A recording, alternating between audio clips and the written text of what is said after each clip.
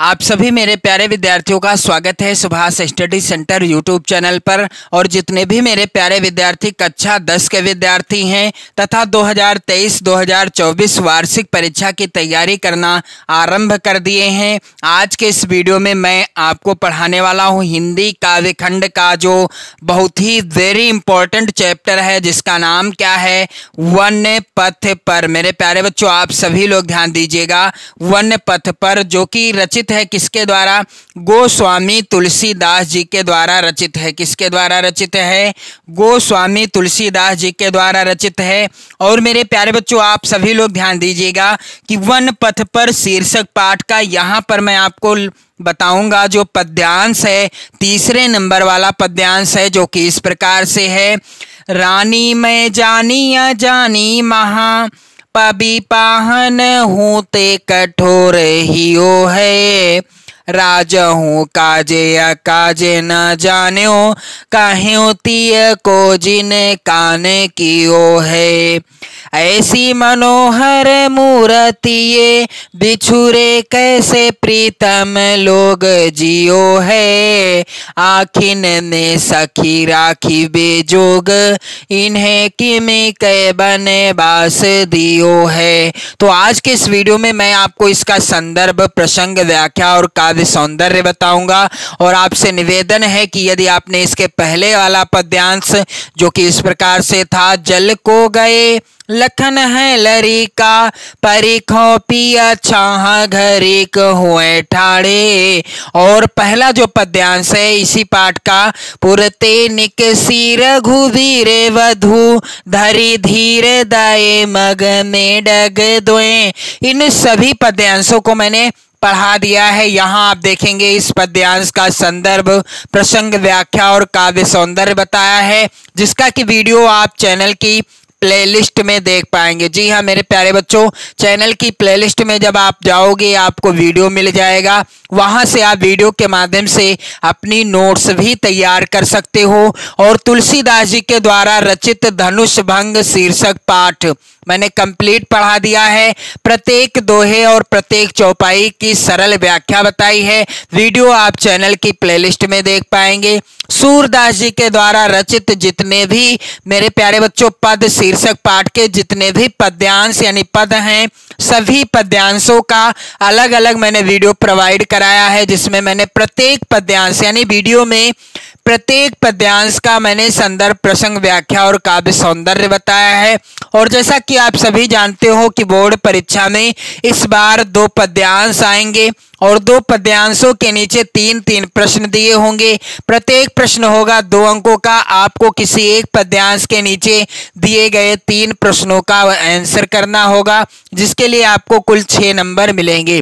तो पहला जो प्रश्न होगा वह होगा संदर्भ पर आधारित, दूसरा होगा रेखांकित व्याख्या पर आधारित यानी रेखांकित अंश की व्याख्या पर आधारित, और तीसरा प्रश्न होगा काव्य सौंदर्य से रिलेटेड, जिसमें पूछ लिया जाएगा, जैसे यह पद्यांश है, पूछ लिया जाएगा आपसे कि यहाँ पर कौन सा अलंकार है या कौन सा रस है या यह पद्यांश किस छंद में लिखा गया है। तो मेरे प्यारे बच्चों, प्रश्न कैसा भी आए आप आंसर जरूर कर पाओगे। इसी को ध्यान में रखते हुए मैं आपको क्रमशः हिंदी काव्य खंड की मैं बेहतर तैयारी करा रहा हूँ। रेगुलर आपको वीडियो प्रोवाइड कराए जा रहे हैं और जल्द ही हिंदी गद्य खंड से भी रिलेटेड वीडियो आपको इस चैनल पर देखने को मिलेंगे। तो मेरे प्यारे बच्चों, चैनल पर यदि आप नए हो तो जरूर सब्सक्राइब कर लेना।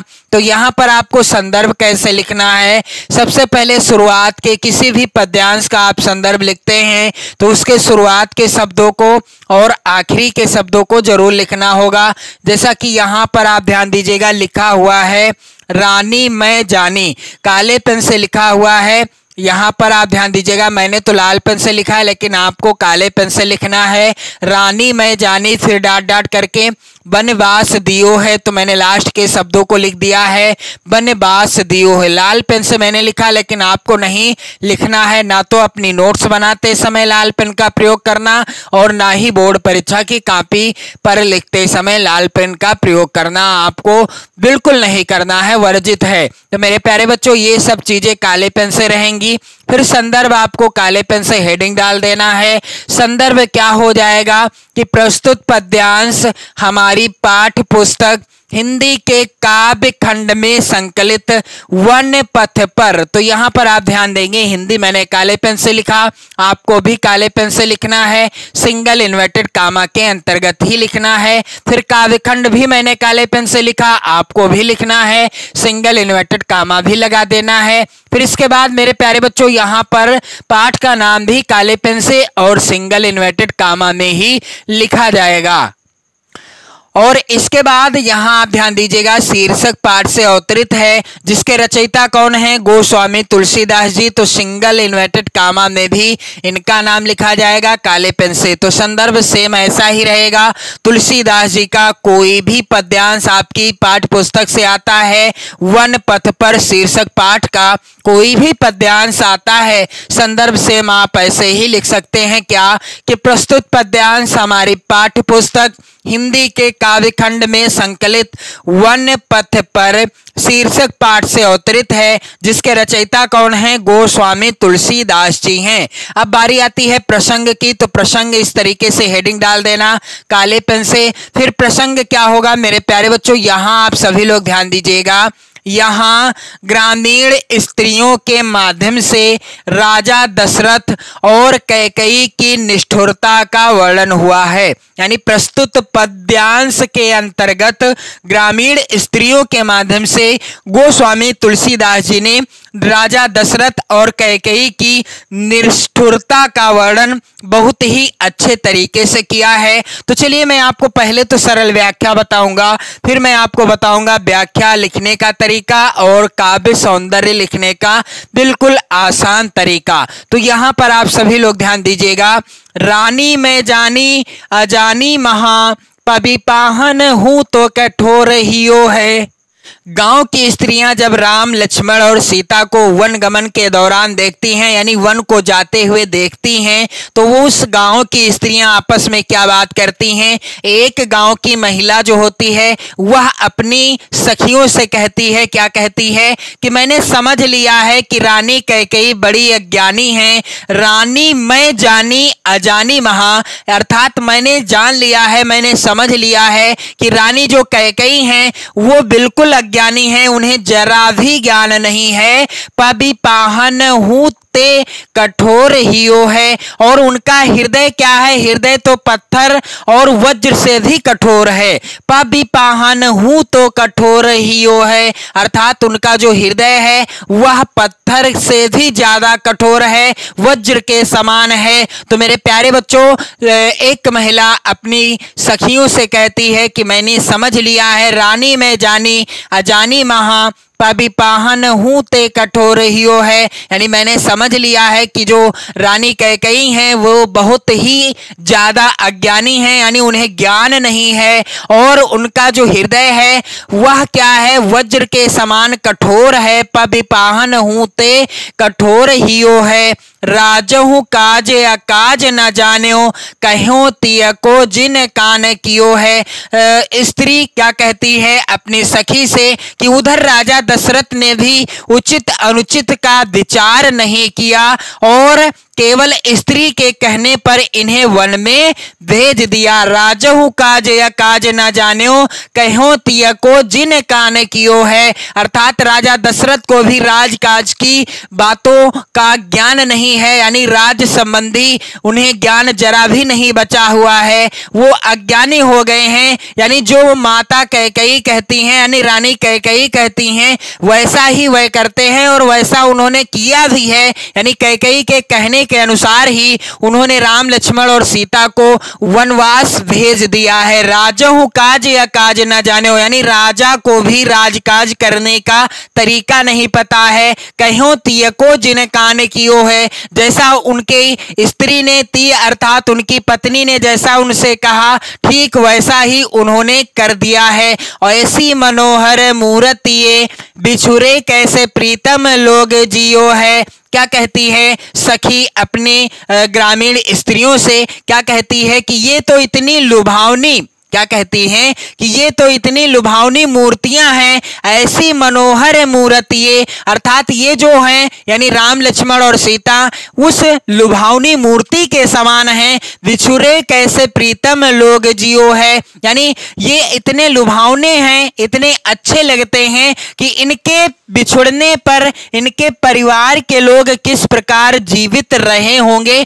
तुलसीदास जी कहते हैं कि उस स्त्री ने क्या कहा कि ऐसी मनोहर मूर्ति ये, बिछुरे कैसे प्रीतम लोग जियो है, अर्थात ये जो मूर्तियां हैं बहुत ही मनोहर हैं, अर्थात लुभावनी हैं, और इनसे बिछुड़ कर इनके परिवार के लोग भला किस प्रकार जीवित रहे होंगे या रह सकेंगे। आखिन में सखी राखी वे जोग, इन्हें की में कै वनवास दियो है। गोस्वामी तुलसीदास जी कहते हैं कि वह अपनी सखियों से कहने लगी स्त्री कि हे सखी, ये तो आंखों में रखने योग्य हैं। आखिन में सखी राखी वे जोग, ये तो आंखों में रखने यानी आंखों में बसाने योग्य हैं, अर्थात सदैव दर्शनीय हैं। इन्हें कि में कै वनवास दियो है, तो फिर इन्हें वनवास क्यों दे दिया गया। तो मेरे प्यारे बच्चों, चलिए मैं आपको बता दूं कि आपको व्याख्या और काव्य सौंदर्य कैसे लिखना है। तो रानी में जानी अजानी महा, पबी पाहन होते कठोर हियो है। इस तरह से मेरे प्यारे बच्चों आपको हेडिंग डाल देना है व्याख्या, और काले पेन से आप हेडिंग डाल देना। व्याख्या क्या हो जाएगी कि गांव की एक महिला कहती है कि मैंने समझ लिया है कि रानी कैकेयी बड़ी अज्ञानी है। रानी में जानी अज्ञानी महा, यानी अजानी महा, अर्थात रानी कैकेयी क्या है, बड़ी अज्ञानी है। पबी पाहन हूं ते कठोर हियो है, और उनका हृदय तो पत्थर और वज्र से भी कठोर है। यानी उनका हृदय, किसका हृदय, कैकेयी का हृदय, रानी कैकेयी का हृदय पत्थर और वज्र से भी कठोर है। क्यों? आगे कहते हैं गोस्वामी तुलसीदास जी लिखते हैं कि राजहु काजे या काजे न जान्यो, कहें तिया को जिने कान कियो है। क्या कहने लगी वह स्त्री कि उधर राजा दशरथ ने भी उचित अनुचित का विचार नहीं किया। राजहु काज या काज न जान्यो, कहें तिया को जिन कान कियो है, अर्थात राजा दशरथ भी राजकाज करने का तरीका नहीं जानते हैं, और उन्होंने केवल स्त्री के कहने पर इन्हें वन में भेज दिया। किसे? राम लक्ष्मण और सीता को अपनी स्त्री यानी कैकेयी के कहने पर ही वन को भेज दिया। फिर आगे गोस्वामी तुलसीदास जी लिखते हैं कि ऐसी मनोहर मूर्ति ये, बिछुरे कैसे प्रीतम लोग जियो है। गोस्वामी तुलसीदास जी कहते हैं कि वो सखी कहने लगी कि हे सखी, ये तो इतनी लुभावनी मूर्तियां हैं कि इनके बिछुड़ने पर इनके परिवार के लोग भला किस प्रकार जीवित रहे होंगे। ऐसी मनोहर मूर्ति ये, बिछुरे कैसे प्रीतम लोग जियो है। आखिन ने सखी राखी वे जोग, इन्हें किम कै बनवास दियो है। क्या कहने लगी सखी कि हे सखी, ये तो आंखों में रखने योग्य हैं। आखिन में सखी राखी वे जोग, यानी ये तो आंखों में बसाने योग्य हैं, अर्थात सदैव दर्शनीय हैं, तो फिर इन्हें वनवास क्यों दे दिया गया। तो मेरे प्यारे बच्चों, इस तरीके से आप व्याख्या लिख लेना, और मैं आपसे वादा करता हूं कि यदि आप वीडियो देखते हैं तो 100% की गारंटी मैं लेता हूं कि आपको व्याख्या रटना नहीं पड़ेगा, सीधा आपके दिमाग में उतर जाएगी व्याख्या। और मेरे प्यारे बच्चों, यहां पर आप ध्यान दीजिएगा, काव्य सौंदर्य आपको कैसे लिखना है। तो काव्य सौंदर्य काले पेन से आप हेडिंग डाल देना, लाल पेन से मत डालिएगा। पहला बिंदु क्या है, यहाँ कवि ने ग्रामीण स्त्रियों की श्री राम के प्रति सहृदयता का सुंदर चित्रण किया है। तो इसके बाद आपको भाषा हेडिंग डालना है। भाषा क्या है, ब्रज भाषा है। तो तुलसीदास जी के द्वारा रचित यहाँ पर जो पद्यांश है ये वाला, इसकी भाषा क्या है, ब्रज भाषा है। और वन पथ पर शीर्षक पाठ के जितने भी पद्यांश हैं सभी पद्यांशों में ब्रज भाषा ही है। अगला यहाँ पर आप ध्यान दीजिएगा, रस कौन सा है, तो श्रृंगार और करुण रस है।